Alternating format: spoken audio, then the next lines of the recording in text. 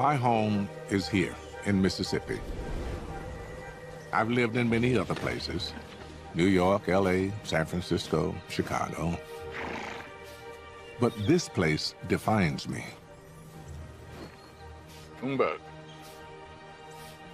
Got him when he was 4.5 months old. Undernourished, but he had attitude. Got a great walking gait. It's the smell of grass in the spring. Sound of birds. I just know I'm home. My parents lived right here on this land. You can't understand me without understanding where I was created. Every religion has a creation story. So, what do those stories tell us about who we are and where we came from? I'm setting out to discover where we began. Jerusalem is conceived of as Eden, as paradise. To unearth civilization's oldest roots. This is the Mayan Bible. This is the Maya Genesis story. To locate the genesis of religion itself. People are literally living with ancestors. And I'll go back to the dawn of time. Hindus do not believe in one creation. They say that these are cycles of creation. To discover if science and religion can coexist. The Big Bang is not creation, because we don't know what was before the Big Bang.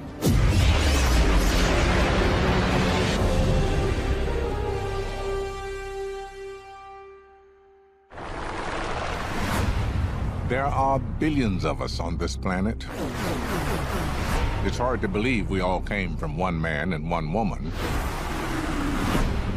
but we did. Who were they? When and where did they live? Jewish, Christian, and Muslim traditions trace us all back to Adam and Eve. The book of Genesis says they came from a place called Eden, near the Tigris and Euphrates rivers, somewhere in the ancient Near East. No one has yet found the location of the Garden of Eden, though many have tried. But why do we want to find it? Well, the reason is interesting. The Garden of Eden doesn't just represent the beginning of humanity. It is the beginning of our conversation with God. And finding out when and where that took place would tell us an awful lot about who we are. So, I'm off to Jerusalem.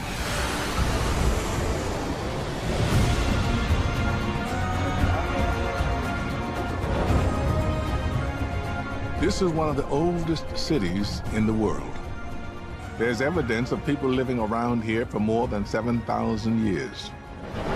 Today is the religious center of the Jewish world.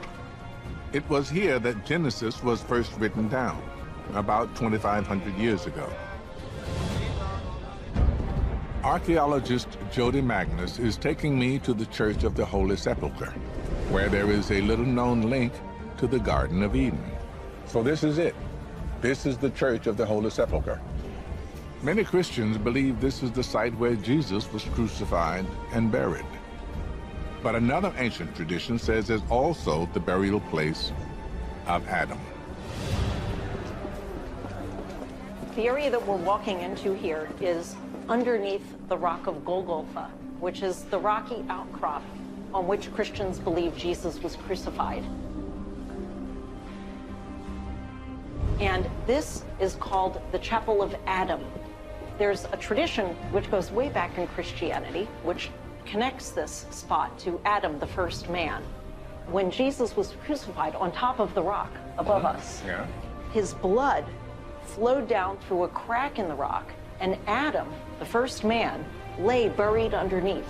And when Jesus' blood flowed onto Adam, Adam was then resurrected. Almost 1,700 years ago, when Roman Emperor Constantine built the church, He also made a shrine around this crack in the rock of Golgotha, the chapel of Adam. But doesn't this contradict that section of the Bible that says that the Garden of Eden was located somewhere near the Euphrates and the Tigris. Tigris? Well, the version of the story that ended up in the book of Genesis seems to place the Garden of Eden somewhere in Mesopotamia, which is the area of modern Iraq. So how do you think the tradition of Adam gets to be here in Jerusalem? Well, I think Adam probably does have a very special connection with Jerusalem. The Garden of Eden, or paradise, becomes conceptualized as a spot where the presence of God dwells. In early Judaism, in the time of Jesus, the presence of God dwelled in the temple on the Temple Mount, and hence Jerusalem was conceived of as Eden, as paradise. So you're saying Eden could also be a metaphor? Right, well, yes, of course, Adam was the first human. And in Hebrew, the word Adam, Adam, just means man. Human. Hold up. You just said something now. The word just means man. Yes. Adam. Yes. Also, the name Adam, if you take off the A and you just leave D-A-M, in Hebrew, dam, that means blood. Or if you add an A-H to the end, Adama means land. Land itself, it's your blood. Yep. Okay, all right. Could the story of Adam and Eve's expulsion from the garden also have metaphorical meanings? Adam and Eve lived in a land of plenty. But when they ate the fruit of the forbidden tree, they were cast out and forced to work the land. In other words, they became the first farmers. I'm heading to a region where researchers are digging up some of humanity's oldest farming communities in central Turkey. I'm interested in finding out if the birth of farming and the birth of belief in God are connected. Could this have been Eden?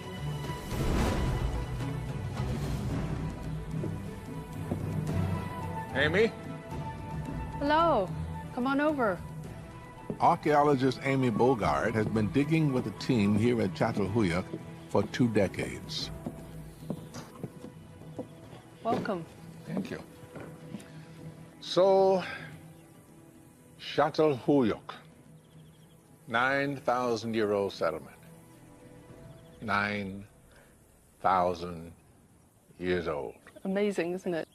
So, at its maximum extent, it's 13 hectares. That would be like 20 football pitches in extent. Mm-hmm. All right, NFL football pitches or soccer pitches? I don't know. Probably soccer. Okay, but they're all pretty much the same size. You can see that these houses are densely crowded together. There isn't much space between them. There was no space between them. Yeah. They had no windows or doors. Every house would have its own entrance from above. Yes. Çatalhöyük was a city with no streets. The people who lived here walked across town over the rooftops. Roofs were also where they worked. The people of Çatalhöyük were some of the world's first city dwellers. But I want to know whether they were also some of the first believers. Did they think their world was created by a god? Amy takes me to a house that may hold the answers. What's the point of that red-rimmed hole that looks like very definite, has a definite reason? It's a typical sort of feature that's found at Çatal, which is a niche for hiding things away. Like they cache obsidian, volcanic glass, because it's a valued, cutting material. You don't find it everywhere. Right. The most important hiding places archaeologists have found at Çatalhöyük are beneath the sleeping areas. Okay, so what are those holes over there? Those are actually burial places. Those are burial pits. Where... Wait a minute. A human being is not going to fit in there. A baby, maybe. The way they can fit mature adults in pits like that is to bind them up very, very, very tightly in a flex position, and the holes are periodically reopened and new individuals added through the lifetime of the house. Wow. Buried under the platforms so that people are literally living with ancestors. It sounds like this has some religious content. I think you're right. And they start to raise questions about what you might call ritual practice, which seem to have been crucial for life in this community. Could these burials be evidence of belief in God? Anthropologist Harvey Whitehouse is trying to get inside the heads of these early city dwellers. So this is a pretty authentic mock-up of what a typical kind of house in Châteauroux would have looked like. These are the kinds of objects that we'd expect to find in one of those houses. Over here we've got examples of wall art.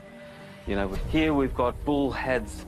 We often find these inserted into the walls. In one case I've seen them arranged almost like a sort of protective shield around one of these clean spaces. And we know that these clean spaces were used for sleeping on. So, Harvey, you're an anthropologist. Mm-hmm. So you're more into what people are mentally into, right? Well, my imagination runs riot in an environment like this because I've seen the kind of stuff that comes out of the walls and that they've been taking out of the floors.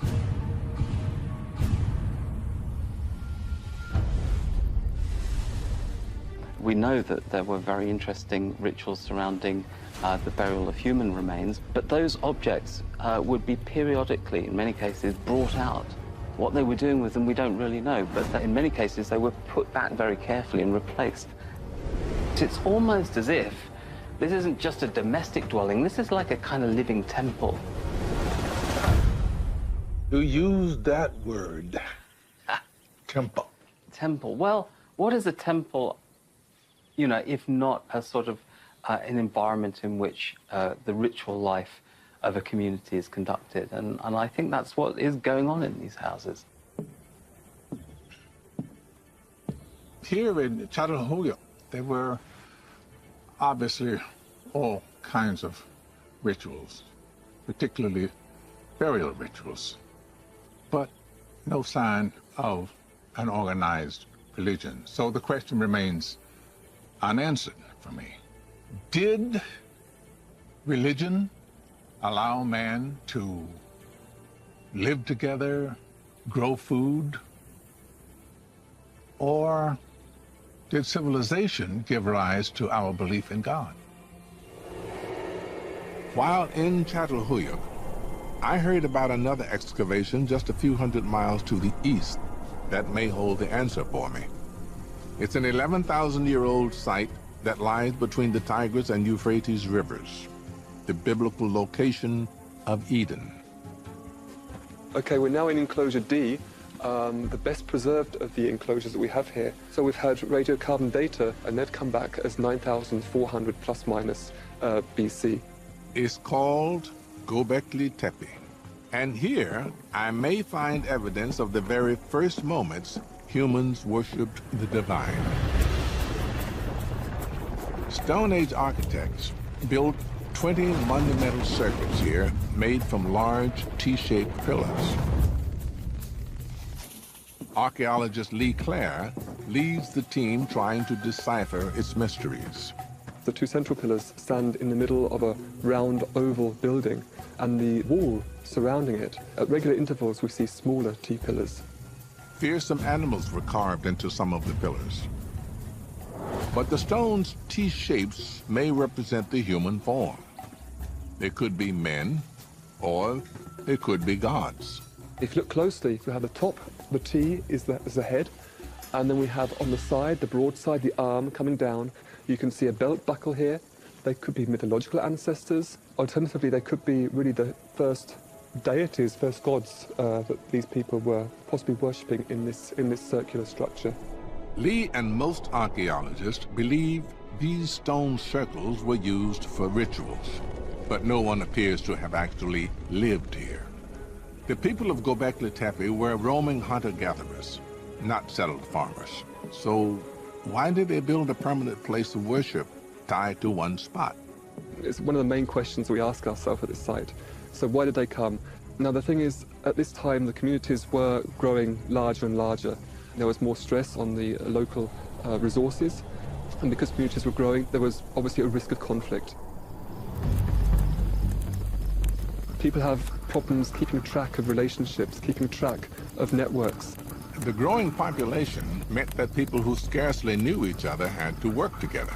That was the recipe for conflict.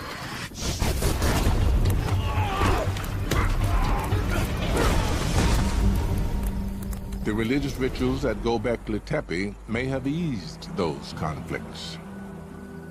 Possibly, for the first time in human history, people from different groups came together around shared beliefs.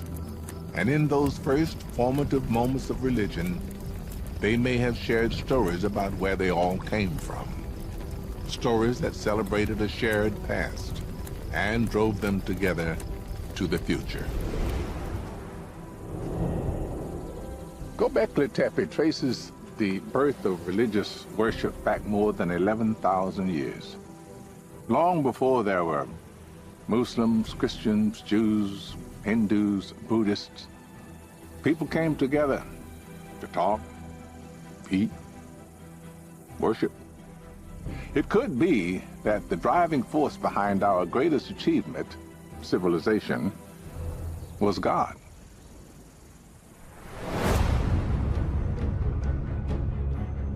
But today, we no longer share one story of creation.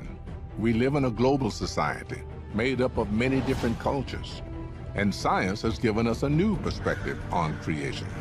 It even claims to know the ultimate secret of our cosmic origins. Can science and religion agree on creation? The story of our creation has puzzled me ever since I was a boy. It began right here, in a church in Greenwood, Mississippi.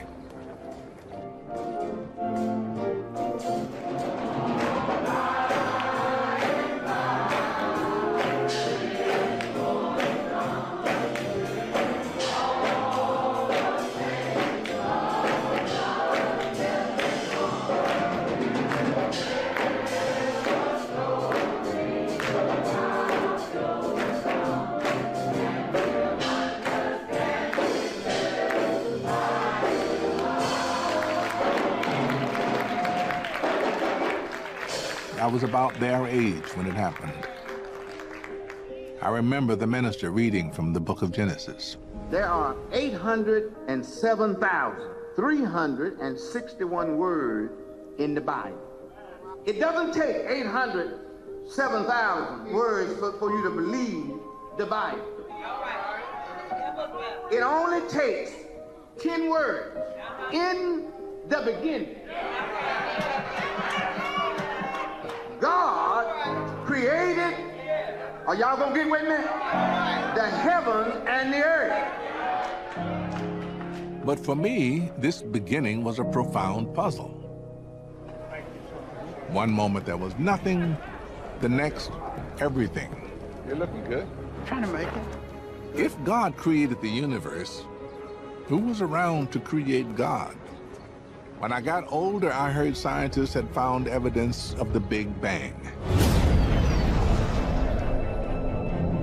According to that theory, the entire universe burst out of a single point in an instant of fiery creation. And now that science knows so much about our cosmic origins, what place is there for religious belief in the beginning? I want to know about the Islamic story of creation. So I'm going to Cairo.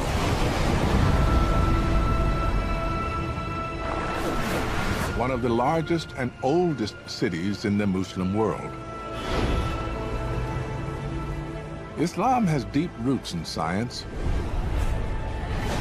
Muslim astronomers were charting the heavens soon after the time of Muhammad.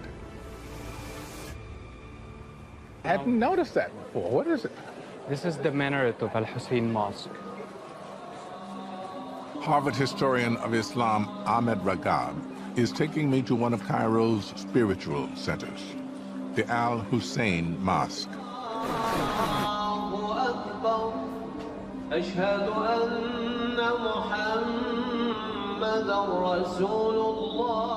So they start by forming lines all facing Mecca. And the lines are all closed. You shouldn't have any kind of gaps. Space between. Yeah. In other words, it just sort of toe to toe. Right. Muslims come here every day to give thanks to God for all that he creates. And afterwards, some head just around the corner to the 2.5-century-old El Fishawi coffee shop.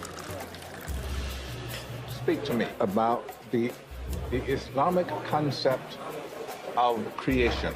In Islam, the beginning of the story starts with this massive cloud of smoke, from which the heaven and earth are pulled from inside the smoke. And then the earth after that gets formed into what it looks like before the beings are created.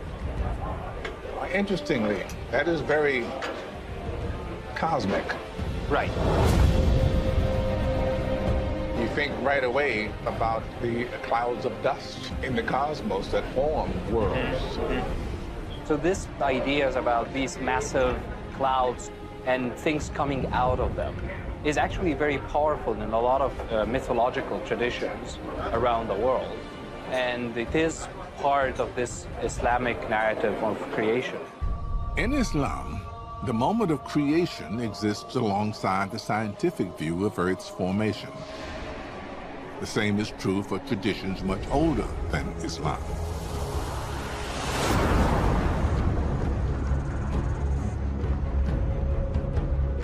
Aboriginal people have lived in Central Australia for tens of thousands of years. They've told the story of this land's creation for as long as anyone can remember. Wow, this is beautiful.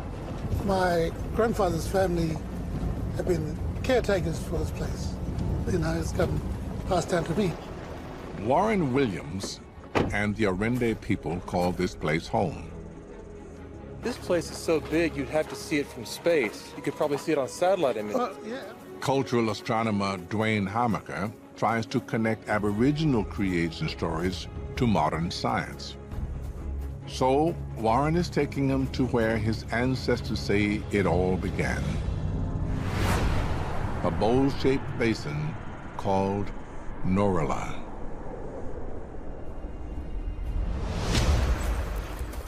It's traditional for the Arende to tell their creation story at night, when they can see their creators, the sky gods. Big sky tonight. It's gonna be really good tonight. They're all coming out now.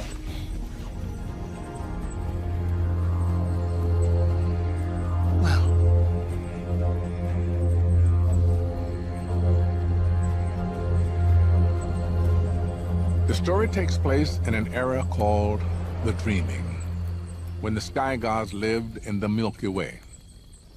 The dreaming is a period of creation when everything was beginning, when the ladies were dancing at a ceremony, and one of them had a little baby in her arms.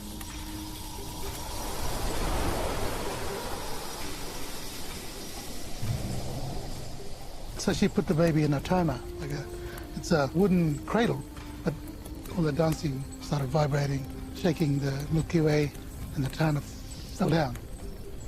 And it fell to Earth and created the crater that we see now.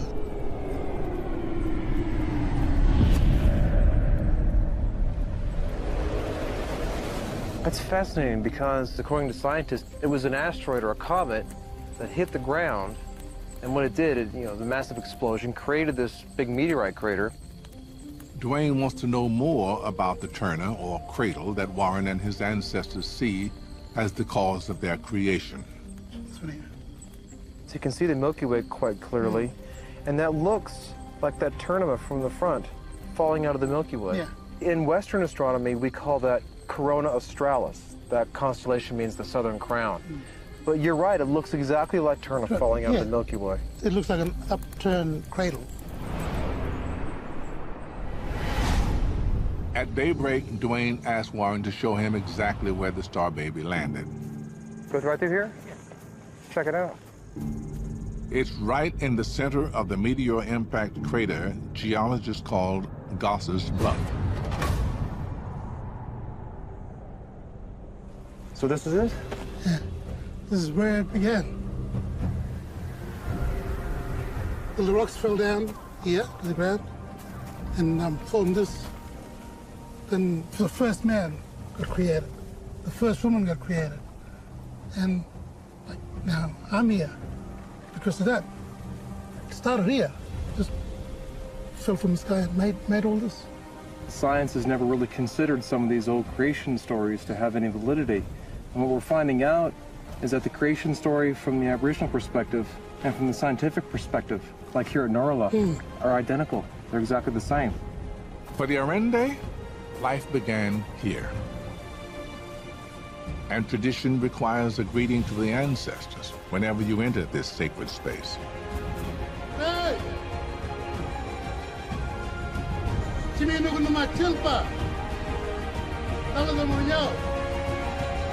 did we go?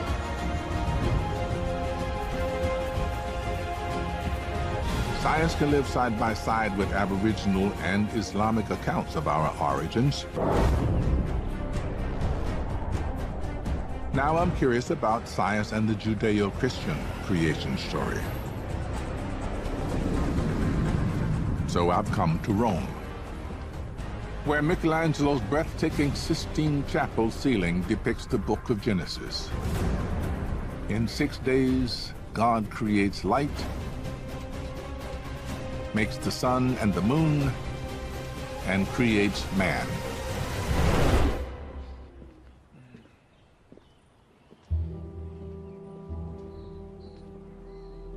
I've come to speak with the Pope's chief science representative, Monsignor Marcelo Sanchez Sorondo.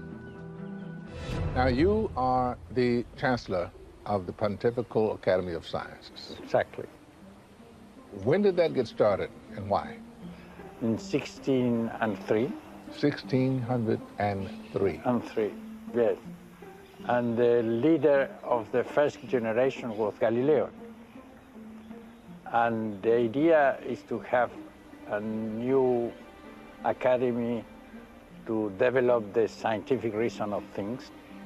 So we have the two different approaches to the idea of creation. There was the book of Genesis, and then there's the Big Bang. The Big Bang is not creation, exactly, because we don't know what was before the Big Bang. My question, exactly. And for this reason, creation is nothing to do with the Big Bang. The other thing is that the idea of the Bible is not a scientific idea of creation. In other words, science can't prove it or disprove it. Exactly. We say in the Bible is the idea of creation, but in the theological sense of creation, not scientific sense of creation. Thank you. Thank you. The Catholic Church no longer sees the book of Genesis as the literal description of creation. In fact, the first scientist to propose the Big Bang, Georges Lemaitre, was a priest and a member of the Pontifical Academy of Science. So how exactly does belief in God fit into modern cosmology? So this incredibly high vaulted ceiling, it's just like reaching for heaven. Yes, in a certain sense. It's a representation of heaven, of a theological heaven.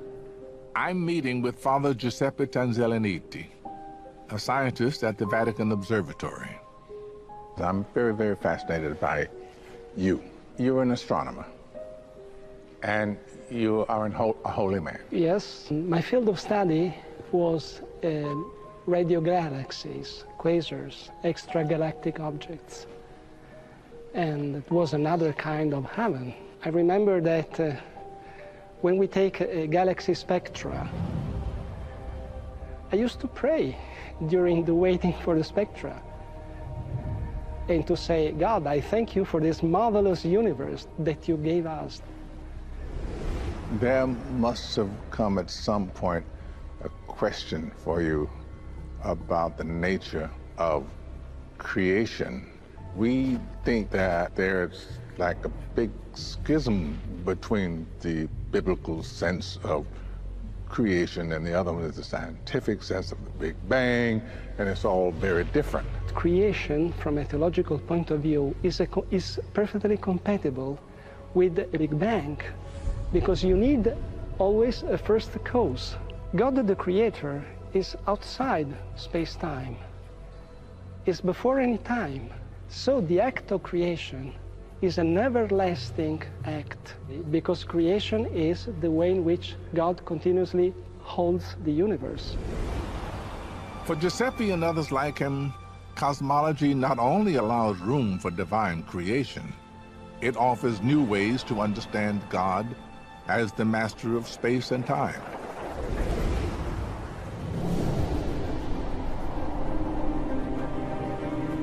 I like what Father Giuseppe says about creation as a continuum, that it didn't begin and end with the Big Bang, that it is God's ongoing activity, which includes evolution. I think what he was saying is God does not exist outside space and time. God is space and time. The idea that creation is ongoing sounds like a new one, but it's not. In the depths of the Guatemalan rainforest, lost cities reveal the endless creations of the ancient Maya.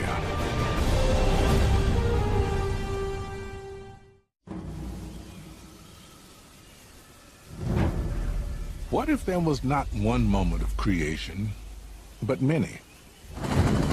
I'm headed out to explore the remains of the ancient Mayan Empire, where a new discovery sheds light on their Genesis story.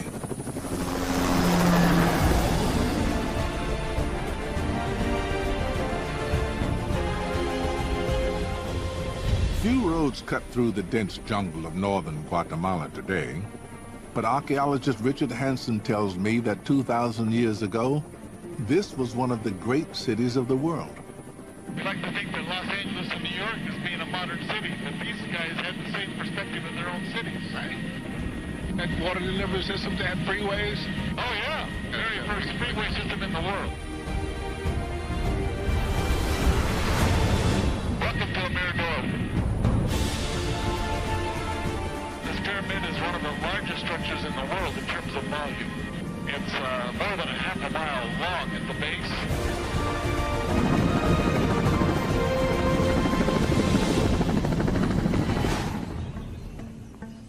At a site called El Mirador, Richard found the remains of an ancient city the Maya knew as the Snake Kingdom. It's such a rich archaeological site, he set up a permanent camp in the jungle to explore it. This is the laboratory.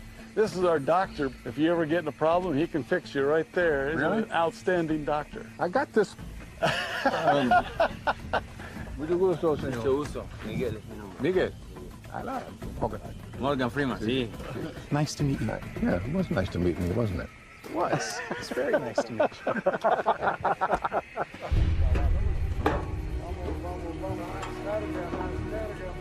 Set? Okay, let's do it. Richard is taking me to see something he's only just uncovered. Okay, this is one of the most interesting excavations we have right now. Oh my goodness. This is art that was carved in stucco hundreds of years before Christ. And it has incredible scenes showing the entire pantheon of the Maya religion. So what we're talking about is, this is the actual story of creation here.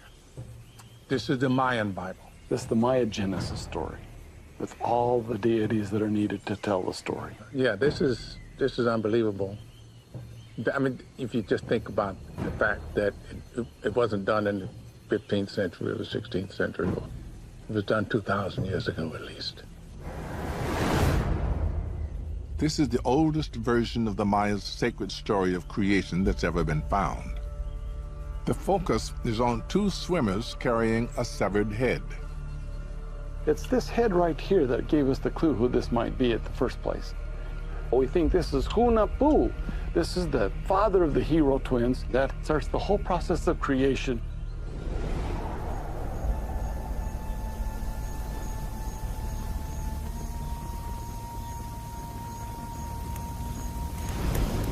Gracias a Hao. Gracias al corazón del cielo. Gracias al corazón de la tierra. Gracias al corazón del agua. Fragments of this creation story survive even to this day in a religious ritual in which I am privileged to take part. Gracias al corazón del fuego.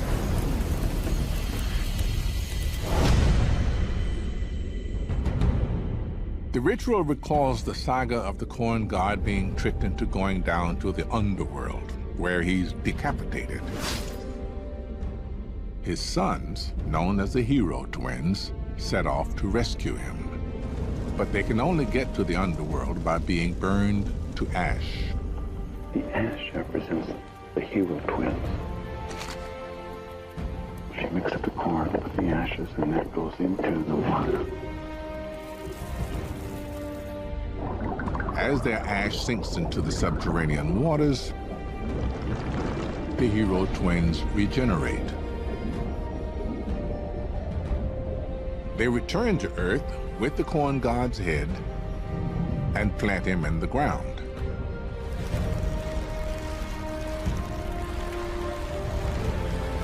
It is from this corn that the first Maya people are made. Now the hero twins are in the river. So this is what they're going to be serving and passing around. In essence, we all become a part of the hero twin story by doing this.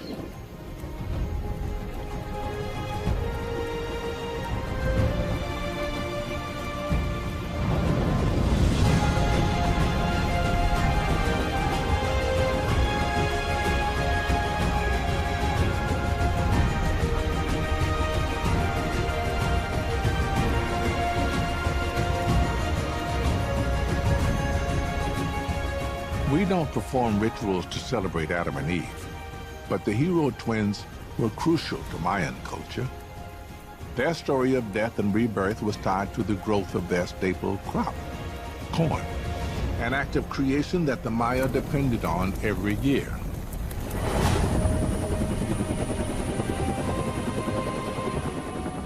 And, Richard tells me, their architecture also focused on creation. It mirrored a source of power they saw in the heavens. To show me how, he takes me 40 miles away to the ruins of the city of Tikal.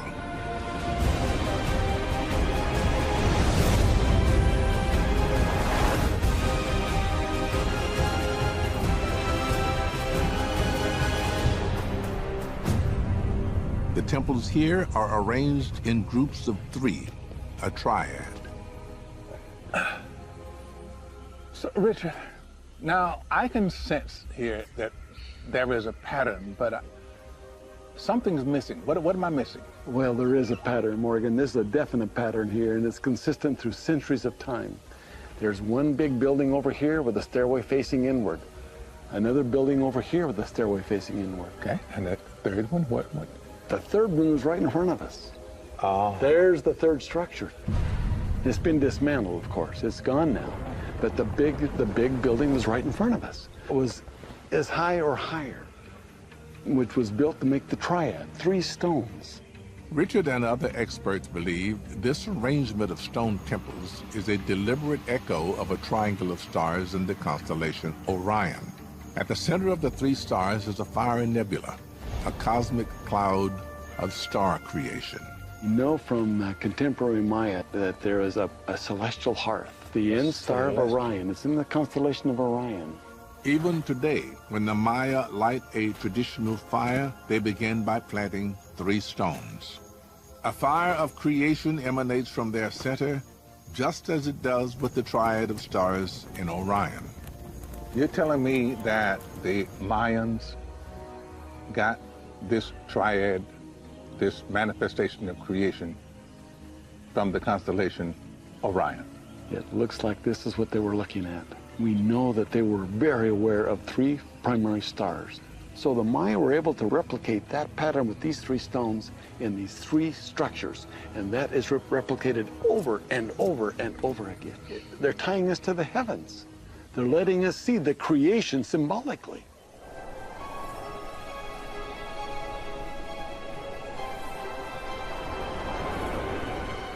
Looking around here, I'm struck by the scale of what the Maya created.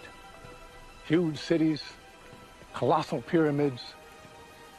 It was a civilization whose religion was focused on creation and the continued regeneration of creation. And yet, it all crumbled.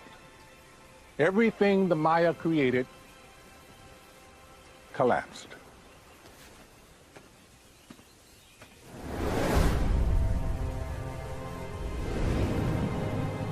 It strikes me that we don't spend enough time celebrating the paths our ancestors trod to get here, or giving thanks for the forces that sustain our lives. But there is one culture that gives thanks for its creation every day. And I'm in Varanasi, India, to see it.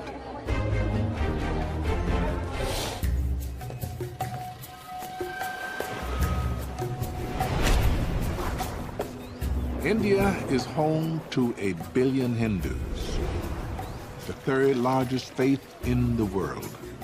It has many gods and many creation stories. One of the best known centers around the river that gives them life, the Ganges, or Ganga. Morgan, now we are at the river Ganga.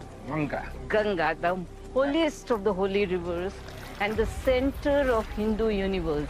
It only exists because it is the sacred, the pure, the holy from the heavens. It only exists because you believe. You believe it's yes. true.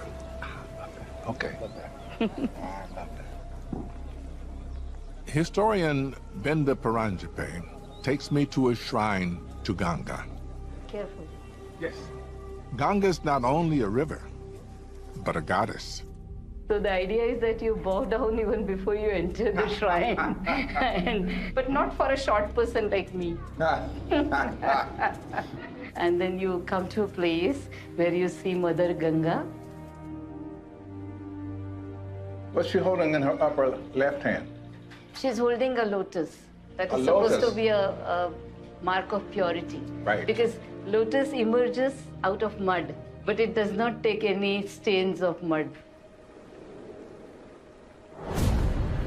In the beginning, Hindus believed Ganga flowed in the heavens, but she was held captive by the creator god Brahma. Then Brahma decided to send the river Ganga down to earth. But there is one problem, that Ganga has got such mighty force, and if she comes on the earth will drown. So the god Shiva blocked Ganga's fall, gathering her waters in the locks of his hair. So Shiva just opened one lock of his hair and the Ganga flowed. She's the mother because she gives birth to everything. This holy river came from the river in heaven that we call the Milky Way. They say that Milky Way actually is a reflection that you see in those waters which are still beyond. Scientists have dated the universe to about 14 billion years, best we can figure. Hindus have it at what? Hindus do not believe in one creation. They say that these are cycles of creation. Okay. And the primordial creation could be something like 8.6 billion years ago. Actually, this whole creation myth is very difficult to comprehend because we say that gods like Brahma has created the universe, but then they ask a question, who created Brahma? Right. And then always a question, though. Creation happened and then the gods happened. They say that the sages, when they were in their trance, they got that revelation that how the creation happened.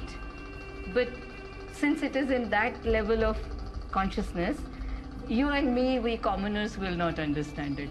So we believe that it's beyond us. The Hindu philosophy is not to try to solve the riddle of creation that happened long ago. It's to give thanks every day for the forces that allow us to be here and continue to sustain us, including the river Ganges. You can come a little close. We are going to see the ritual, which they call it Aarti. Aarti. Yeah. It means showing the lamp to the god. The Aarti has taken place on the banks of the Holy River every night for hundreds of years.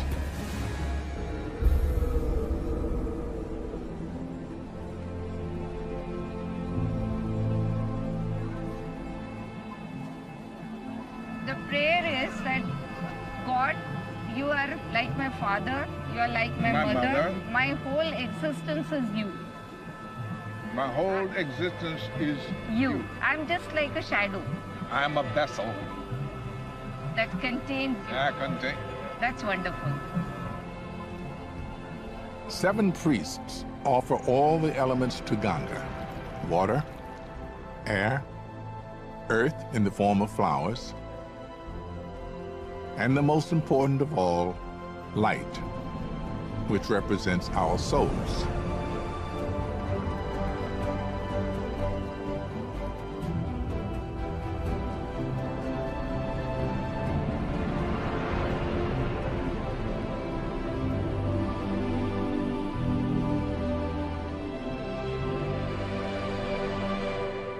As the ceremony closes, people gather at the water's edge to place the light of their own souls in a tiny vessel. This is our individual way of offering ourselves to the river, and a candle that takes our soul to the river. It's the light of my soul. My soul, and it says that you take it wherever you think is good for me.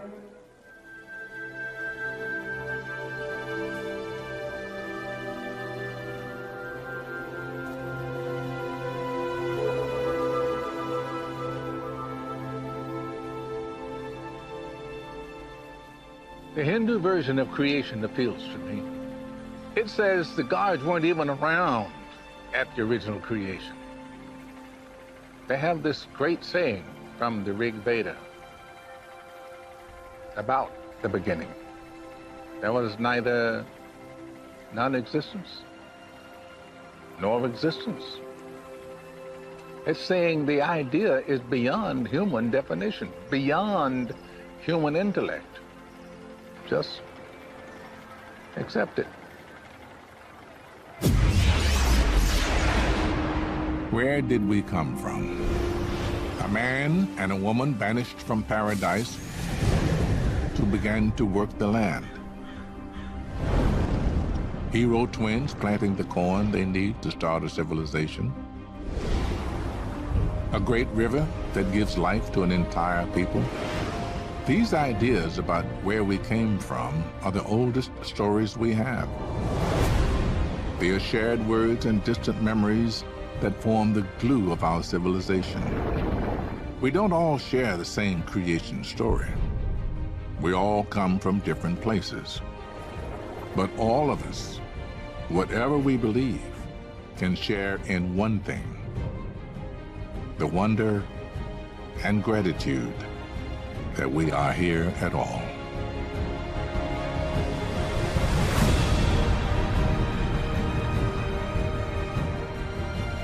It is my fervent hope that people will open their hearts and minds and see that our beliefs don't have to divide us. They have the power to unite us, to allow us together to achieve remarkable things. As it was in the beginning, is now, and ever shall be, world without end.